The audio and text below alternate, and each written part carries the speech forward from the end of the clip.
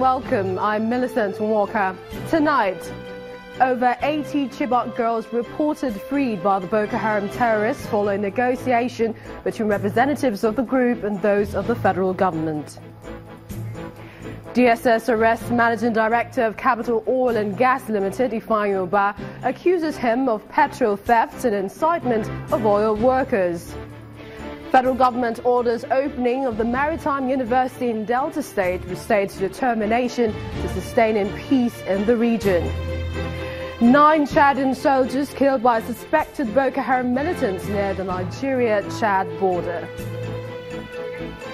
And on business news tonight, Fitch Ratings affirms Kaduna State's long-term foreign and local currency issuer default rating.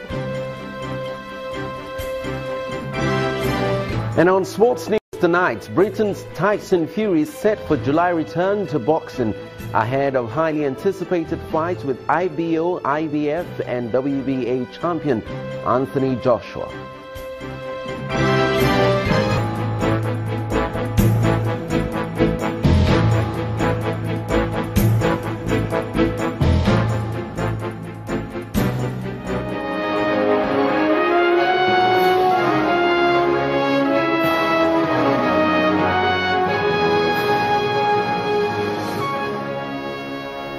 And we begin with reports reaching us that about 80 girls kidnapped from government secondary school in Chibok, Borno State by Boko Haram in 2014 have been freed by the militants. Sources told Channels Television that the girls are on their way to Maiduguri, the Borno State capital. It was gathered that negotiations for the release of the girls have been on since the past 2 days. This brings to 103 the number of the girls so far released by the terrorists, beside those that escaped from militants on their own. 21 of the students were released in October 2016 after negotiations between the federal government and representatives of Boko Haram. About 276 girls were kidnapped by the Boko Haram terrorists from this school in Chibok in April 2014, sparking international outrage and a campaign by Nigerians and prominent persons across the world for the rescue of the students. Meanwhile, the Bring Back Our Girls, the group campaigning for the release of the Chibok girls, says it hopes and expectations are high as they look forward to confirmation of the news of the release of the over 80 girls. In a statement by the BBOG spokesman, the group says it was aware of the news that a number of the missing 195 Chibok girls in captivity have been released through negotiation. It adds, quote, "We await official confirmation from the federal government and a release of their names. We shall go to work to confirm the news, to verify its authenticity and communicate same to the public," end of quote. The group recalls that the federal government, specifically the presidency, said that 83 more were on their way after the release of 21 of the girls in October last year.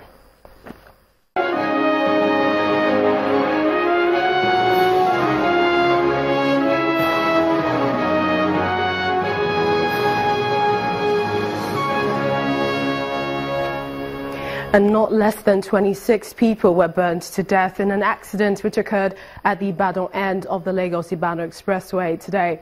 Eyewitness accounts say the accident happened at about 6:30 a.m. after 2 commercial buses collided and burst into flames. Road safety officials who were first responders at the scene confirmed the incident. Corpses have been deposited at the Adeoyo Hospital, while the survivors are being treated at UCH, University College Hospital, as well as Central Hospital, Ibadan. The Public Relations Officer of UCH, Mr. Deji Bobade, confirmed to Channels Television that one of the victims was brought to the hospital for treatment around 7 a.m. immediately after the accident.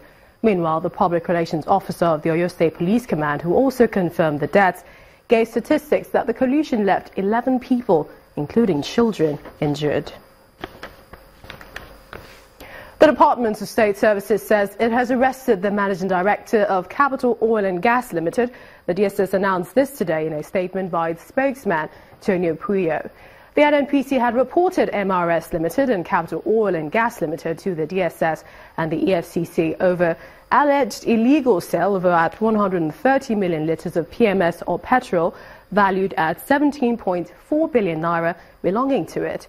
However, MRS Limited is said to have returned the product in its possession to the NNPC, while Capital Oil is alleged to have failed to do so.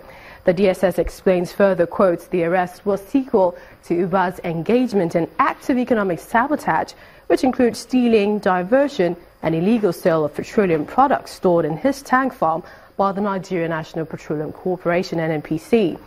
The agency also accused Mr. Uba of engaging in other activities inimical to national security and public order, including alleged incitement of members of the petroleum tanker drivers to stop the lifting of petroleum products. And as the war against corruption continues, the Economic and Financial Crimes Commission, EFCC, says it has secured 62 convictions in the first quarter of 2017. Yet, there are those who fault some of the strategies of the Commission and, by extension, the anti-graft agenda of the present administration. In this next report, our judiciary correspondent, Shola Shoyele, looks at the campaign so far and some of the reactions trailing it. The recent discoveries of cash in some properties across the country has given some boost to the anti-corruption war of the federal government. Perhaps what remains to be seen is how many of these cases are successfully prosecuted in court. The EFCC recently declared that it has secured 62 convictions in the first quarter of 2017. Among those convicted are former Adamawa State Governor Bala Ngilari, the chairman and MD of Ontario Oil and Gas, Walter Wagbasuma, and Adaugo Nadi, convicted for oil subsidy fraud, just to name a few.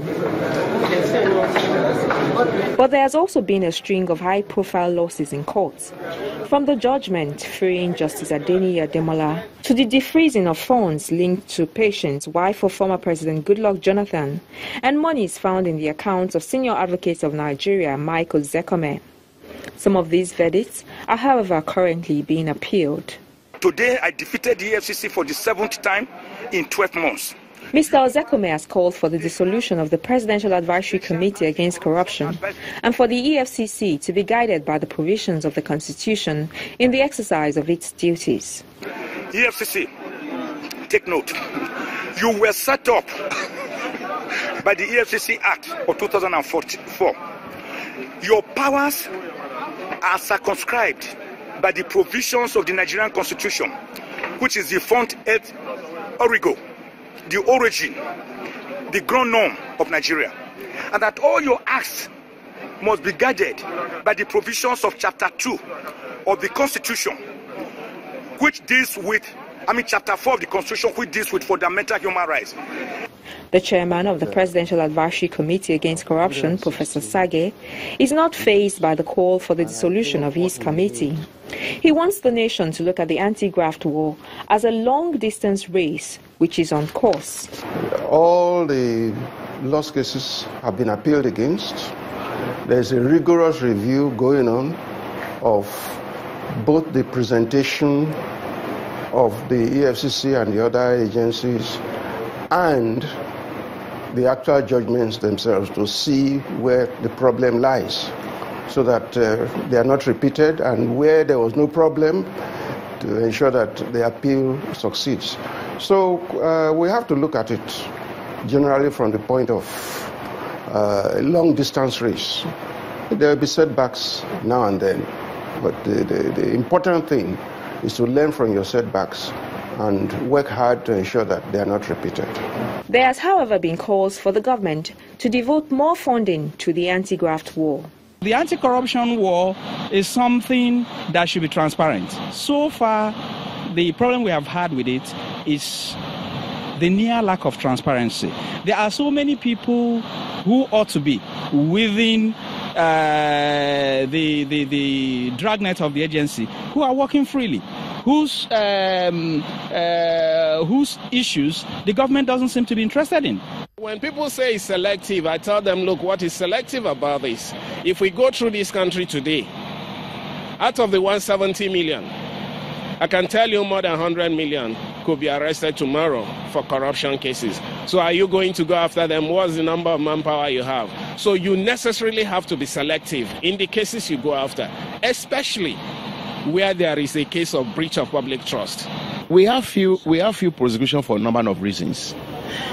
You see, I remember there was a time when Madam Waziri invited all the senior lawyers, gave them files. All of them returned the file because the EFCC could not afford their services.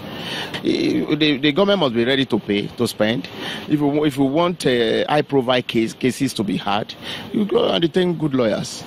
The fight against corruption is a noble one, but many say it must be fought without fear or favor, and government must show total commitment to the war in accordance with the rule of law. Shola Shoyeli, Channels Television News. Elsewhere, in furtherance of its drive towards the restoration of peace in the Niger Delta, the presidency has directed the Ministry of Education to kickstart the process of opening the Nigerian Maritime University, located in Delta State, for the 2017-2018 academic year. To this end, the Minister of Education has been mandated to head a 5-man interagency committee to coordinate the process. And this comes as a follow-up action to the recent presidential engagement with the oil-producing communities. A statement by the Office of the Vice President explains that the Buhari administration is also working to evolve a number of robust strategies for the area. They include community-based participation in pipeline protection, policing in collaboration with prominent groups such as the Pan-Niger Delta Forum, as well as oil-producing communities. Meanwhile, Vice President Professor Yemi Osinbajo is built to conclude his fact-finding tours to the region with visits to Cross River and Ondo states. And 9 Chadian soldiers have been reported killed in an attack on a military camp north of the country. This is close to the Nigerian border. A Chadian army spokesman told Reuters that the attack left 28 others wounded, while 28 militants were killed, adding that the attack was carried out by Boko Haram. Meanwhile, the United Nations Development Programme has raised an alarm that attacks by Boko Haram insurgents in the northeast are slowing down aid operations. The UN body claims it has secured donations from its development partners and plans to spend up to $4 million on humanitarian activities in the region this year. However, according to the UNDP's regional coordinator and head of Maiduguri sub-office, some areas are still unsecured because the insurgents are using them as hideouts. He notes that progress has been made on the part of state governments collaborating with humanitarian partners. The president of the Nigeria Labour Congress, Mr. Ayuba Waba, has been explaining the workers' protest that almost disrupted the Workers' Day celebration in Abuja on the 1st of May. He described the incident as an expression of workers' grievances against the government. He asked the federal government to set a timeline for the implementation of the proposed new minimum wage in order to ease the pains from the current economic realities.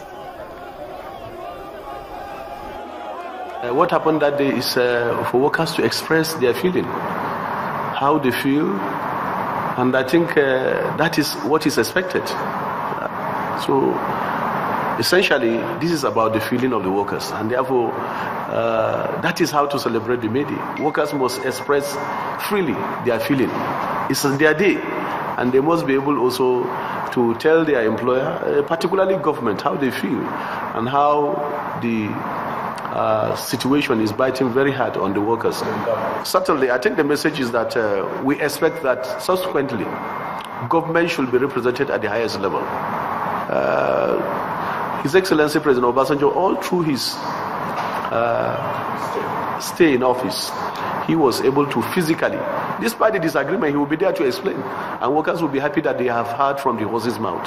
So I think that had been the expectation, and I think that's why some of those things actually had to be expressed by the workers. So I think it's a clear message, and I think it has been well communicated, and more importantly also, workers are expectant that this issue of minimum wage must receive attention promptly. And in my media address, which you have heard, we have also demanded for a timeline. It can be an ending process. We urge government to have timeline to bring all the social partners to the table so that this very important issue is actually addressed. In part 2, after the break, sigh of relief as FEMA embarks on rehabilitation of failed federal roads in Imo State. Please stay with us.